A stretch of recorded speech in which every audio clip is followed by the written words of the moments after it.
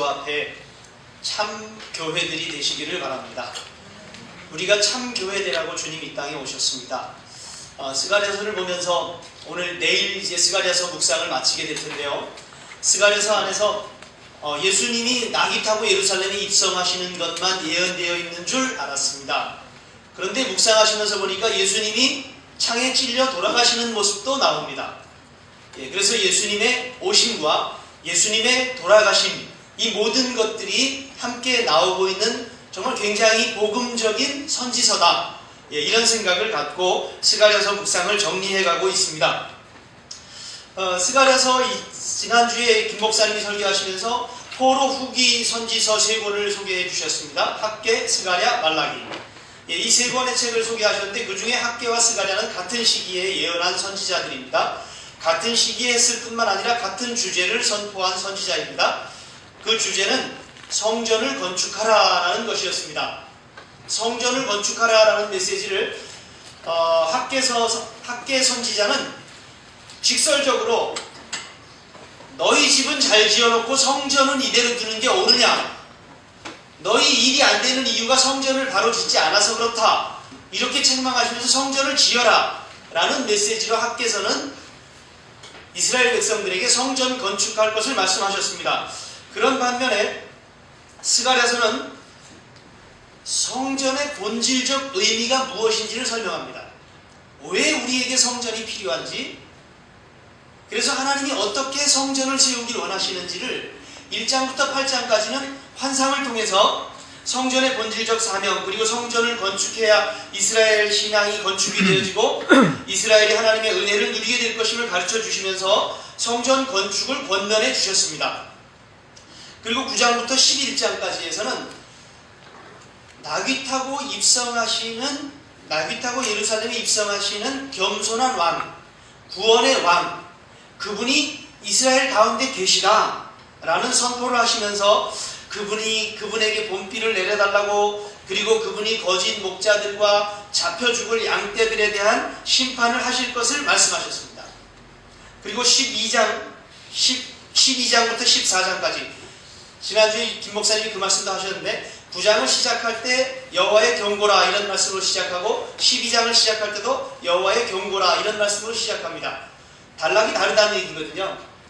경고를 하는데 9장부터 11장까지의 경고와 12장부터 14장까지 경고가 다르다는 말씀입니다. 그래서 12장부터 14장까지는 예루살렘에 대한 메시지가 가득 들어있습니다. 예루살렘, 과연 무엇일까? 트럼프 대통령이 미국 대사관을 예루살렘으로 옮기라. 그래서 미국 대사관을 옮기는 것 때문에 아랍권에서 난리가 났습니다. 그래서 지금 중동은 거의 전쟁 직전의 상황으로 치닫고 있는 것 같습니다. 예루살렘은 어떤 땅입니까?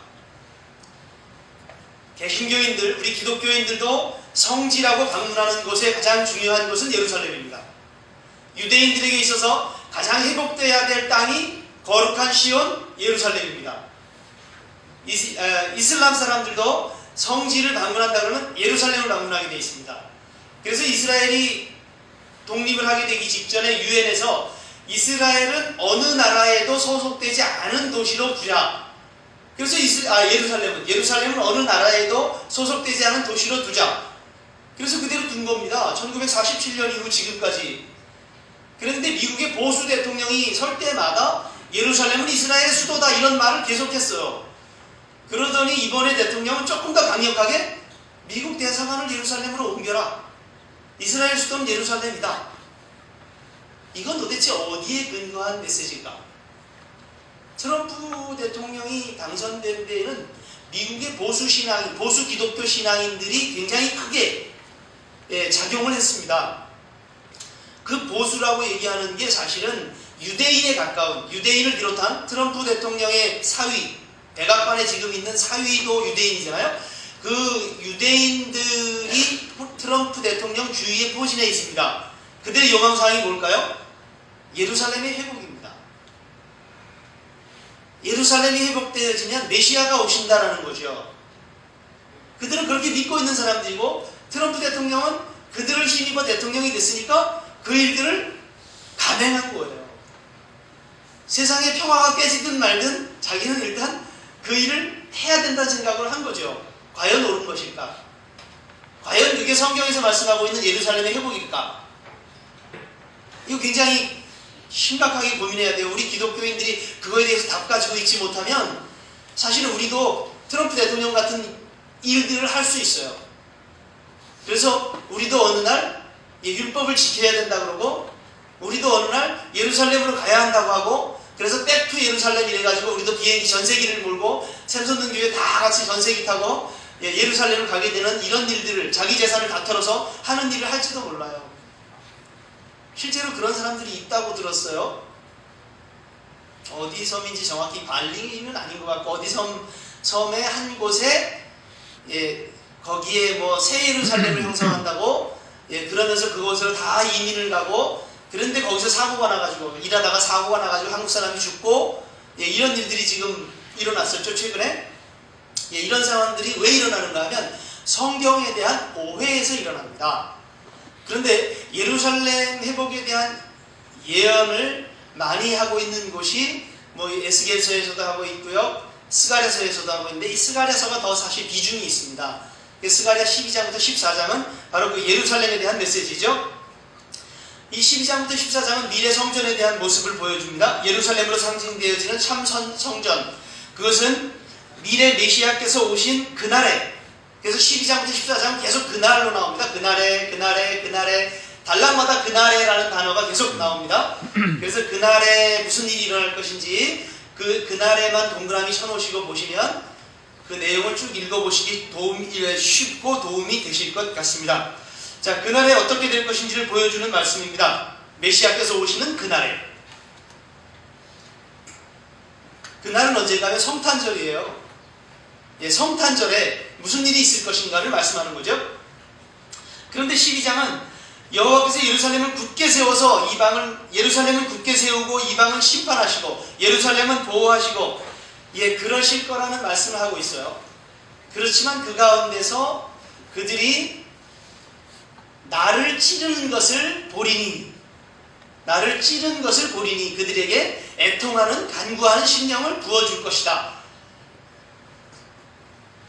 그래서 유다와 예루살렘에 애통하는 마음을 주심으로 그들이 회개하고 새롭게 되어질 것에 대해서 말씀하셨습니다.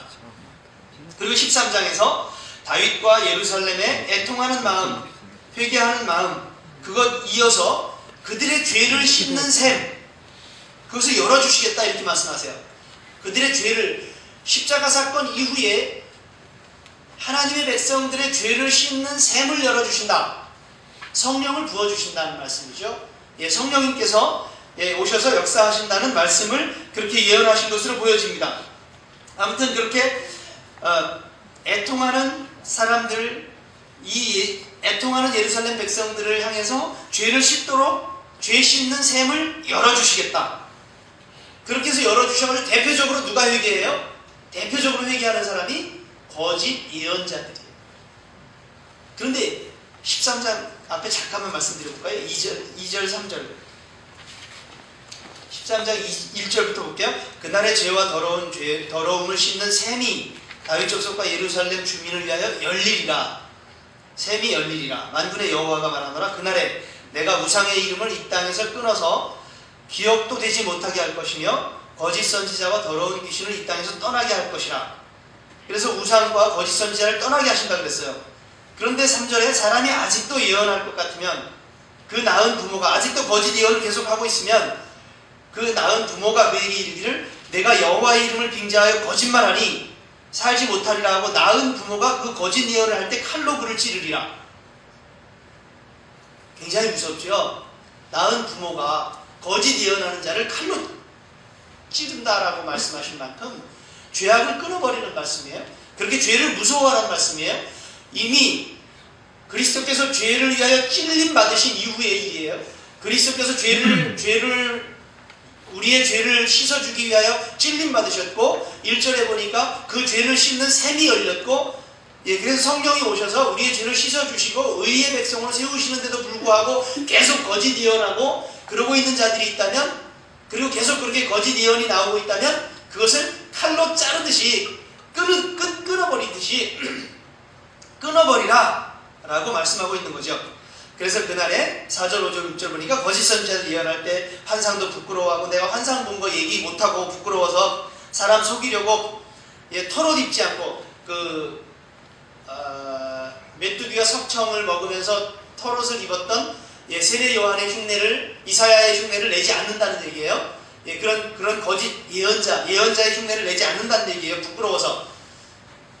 그래서 5절에 말하기를 나는 선지자 아니야. 나 농부야. 나는 아모스 같은 그냥 양치기일 뿐이고 농부일 뿐이고 나 선지자 아니야. 어려서부터 사람들의 종일 뿐이야. 이렇게 얘기하게 된다는 거죠.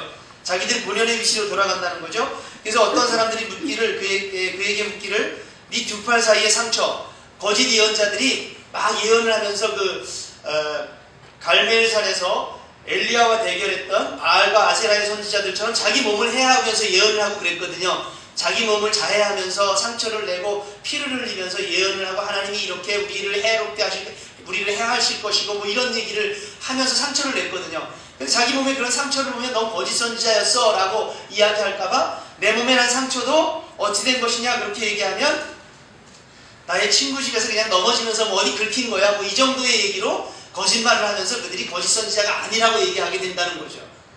그렇게 지금 13장만 말씀하면 다윗과 예루살렘 족속들이 죄를 씻는 셈이 열려서 의롭게 된 다음에는 우상과 거짓 선지자들을 회개하게 될 것이고 7절에 보니까 메시아가 만군의 여호와가 말하노라 칼아 깨어서 내 목자 내 짝된 자를 치라. 여호와의 목자 누구예요? 예수님이에요. 여호와의 짝된 자 삼위 하나님이시잖아요. 상삼위 하나님. 그분을 치라. 목자를 치면 양이 흩어질 것이다. 그렇게 말씀하시면서 결국 거짓 양들이라고 모여있는 자들 예수님이 십자가에 죽으시면서 흩어질 것이다. 예수님도 마태복음 26장에서 인용하신 말씀이죠. 목자를 치면 양이 흩어질 것이다. 그렇게 되어지면서 결국 작은 자들 위에는 내가 내 손을 들이우리라. 이제 작은 자들이 여호와의 긍휼을 입게 될 것이다 라고 말씀하세요. 그러면서 세상에 8절에 3분의 2는 망하고